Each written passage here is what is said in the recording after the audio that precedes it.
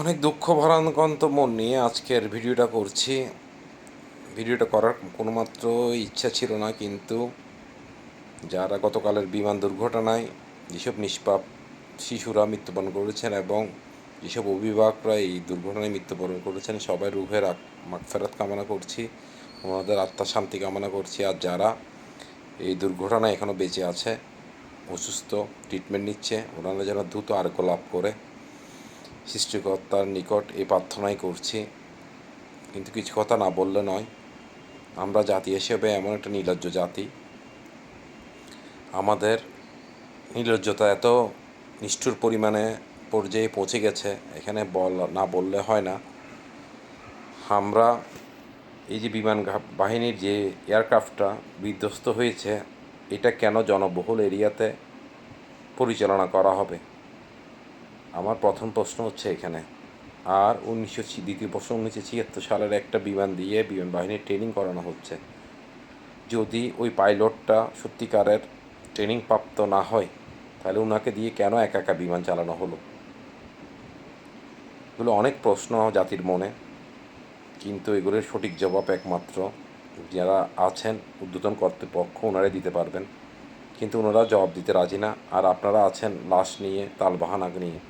সত্যিকারের মানুষ বলছে 100 থেকে 150 জন মানুষ মারা গিয়েছে, কিন্তু আপনারা এখানেও রাজনীতি করছেন।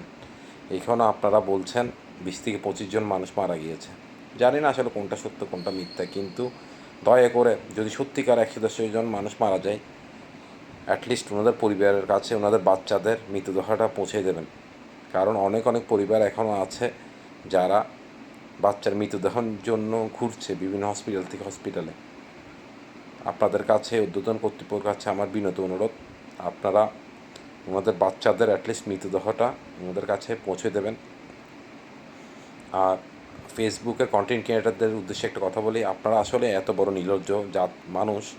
আপনারা এমন একটা দিনে শোক, গতকাল আর আজকে যে রাষ্ট্রীয় শোক ঘোষণা করা হয়েছিল, গতকালও আপনারা অনেক বড় বড় কন্টেন্ট ক্রিয়েটারদের দেখেছি আমরা ভাই ছোটোখাটো কন্টেন্ট ক্রিয়েটার দেখেছি, আপনারা লাইভ করছেন। আপনারা লাইভে এসে সামান্য কিছু ফুলের জন্য আপনার নীতিকে বিসর্জন দিয়ে দিচ্ছেন। কন্টেন্ট ক্রিয়েটার আগে আপনি হচ্ছে একজন মানুষ, একজন হচ্ছে মা বাবা। এই কথাটা একবার চিন্তা করবেন। ওনাদের পর্যায়ে আপনাকে একবার নিজে চিন্তা করবেন, যদি আপনার সন্তান থাকতো আপনার কেমন লাগতো। কিন্তু আপনারা শুধরাবেন না, কারণ আগেই বলেছি আমরা জাতি হিসেবে মারাত্মক নির্লজ্জ একটা জাতি। এই জাতি কোনোদিন শুধরানোর নাই, যত কিছু করি না কেন। বিশ্বাসঘাতক মির্জাফর জাতি আমরা, সবখানে মির্জাফত ভরপুর হয়ে আমাদের জীবনটা। আপনাদেরকে নিয়ে বলার কিছু নাই। এক সরকারকে আপনারা সরিয়েছেন, এখন আপনারা যা করছেন তা একবার আপনাদের বিবেকের কাছে কোয়েশ্চেন করবেন। আপনারা আজকে ছাত্রছাত্রীর উপরে নির্মমভাবে আপনারা লাঠিচার্জ, গুলি বর্ষণ করেছেন। তো চিন্তা করেন, আপনারা ওদের আর আওয়ামী লীগকে বলেছেন ফেসিস্ট সরকার, আর আপনারা এখন গুলি বর্ষণ করছেন। ওদের আর আপনাদের মাঝে পার্থক্যটা কোথায়? কোনো পার্থক্য নেই, সব হচ্ছে ক্ষমতার লোভী। কিন্তু আমি সবাইকে একটা অনুরোধ করব, এইটা দুর্যোগময় পরিস্থিতিতে আপনারা প্লিজ রাজনীতিটাকে পরিত্যাগ করে, যে দল হোক, যে ধর্মের হোক, যেখান থেকে হোক, অ্যাটলিস্ট ওনাদেরকে একটু সাহায্য সহায়তা করুন। ওনাদের জন্য আপনাদের মন কি কাঁদে না? এই ছোট ছোট বাচ্চারা আগুনে পড়ে গেছে, একটু আগুনের তাপ যদি আমাদের শরীরে লাগে আমাদের কেমন লাগে? আপনাদের মন কি আসলেই কাঁদে না? আপনারা কেমন মানুষ? আপনাদেরকে বলার আমার কোনো কথা নেই। আর